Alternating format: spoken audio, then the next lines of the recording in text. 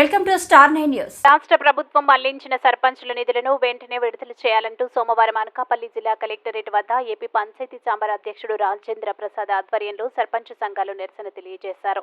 అదే సమయంలో జిల్లా కలెక్టర్ను కలిసి ఎందుకు వచ్చిన వైవి సుబ్బారెడ్డి కార్ని సర్పంచ్ సంఘాల నాయకులు అడ్డగించారు.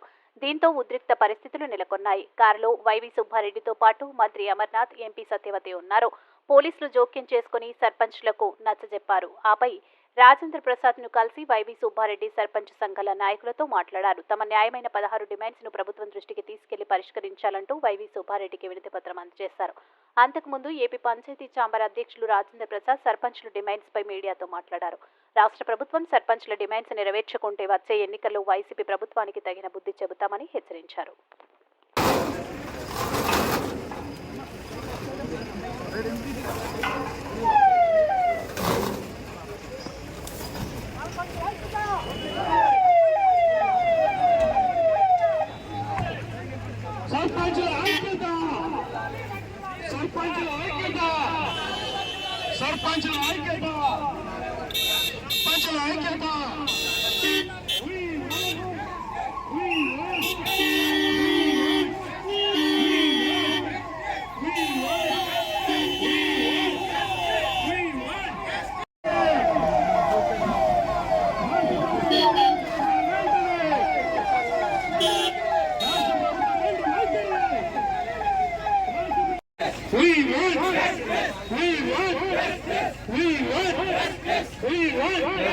సర్పంచుల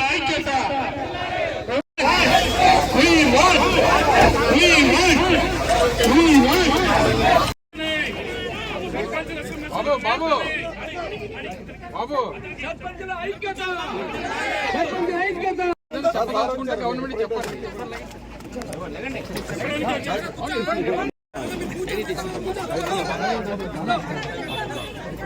వాలంటీర్స్ సచివాలయం అది రాజ్యాంగం ప్రకారం 11th షెడ్యూల్ సచివాలయ సెక్రటరీ కానీ వాలంటీర్స్ గ్రామ పంచాయతీ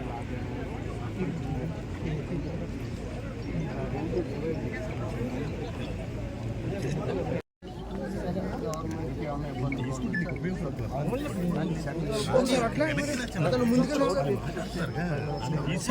ప్లీజ్ దయచేసి నిశ్శబ్దంగా ఉండండి. మీకోసం 2016 సంవత్సరాల వారికి 8,609 గ్రామ పంచాయతీలో విలేజెస్ ఖర్చు పెట్టినాము డెవలప్మెంట్ సెంట్రల్ గవర్నమెంట్. ఆ ఫండ్స్ కూడా స్టేట్ గవర్నమెంట్. రాష్ట్ర ప్రభుత్వం ముఖ్యమంత్రి జగన్మోహన్ రెడ్డి గారు దొంగిలించిన 8,629 కోట్ల రూపాయలు తక్షణమే మా గ్రామ పంచాయతీలకు ఇవ్వాలి. సర్పంచులకి, ఎంపీటీసీలకి 10,000 గౌరవ వేతనం, ఎంపీపీలకి, జెడ్పీటీసీలకి 15,000 గౌరవ వేతనం ఇవ్వాలి. అలాగే గ్రామ వాలంటీర్లని, సచివాలయ కార్యదర్శుల్ని అంబేద్కర్ గారు రచించిన రాజ్యాంగం ప్రకారం మా గ్రామ పంచాయతీల ఆధ్వర్యంలో పని చేయించాలి. అలాగే ఉపాధి హామీ నిధులు రాజ్యాంగం ప్రకారం, చట్టం ప్రకారం మా గ్రామ పంచాయతీలకు అప్పచెప్పి గ్రామ పంచాయతీల ఆధ్వర్యంలో సర్పంచుల నేతృత్వంలో పనిచేయించాలని ఇలా 16 డిమాండ్లు మేము కోరటం జరుగుతుంది. ఇవాళ మంత్రి అమర్నాథ్ రెడ్డి గారికి, అలాగే ఎంపీ వైవి సుబ్బారెడ్డి గారికి సవివరంగా వివరించి చెప్పాం. వాళ్ళు ముఖ్యమంత్రి గారి దృష్టికి, రాష్ట్ర ప్రభుత్వం దృష్టికి తీసుకువెళ్తా ఉన్నారు. అలా తీసుకుని వెళ్ళి మా సమస్యలను పరిష్కరిస్తే మాకు సంతోషం. అలా కాకపోతే ఖబర్దార్, మేము రాష్ట్ర ప్రభుత్వాన్ని హెచ్చరిస్తున్నాం. మా ఓపిక నశించిపోయింది, మా సహనం నశించింది. ఈ రాష్ట్ర ప్రభుత్వానికి, ముఖ్యమంత్రి జగన్మోహన్ రెడ్డి గారికి రాబోయే ఎన్నికల్లో, అసెంబ్లీ పార్లమెంట్ ఎన్నికల్లో తగిన విధంగా బుద్ధి చెబుతాము అని చెప్పి హెచ్చరిస్తున్నాం. రాబోయే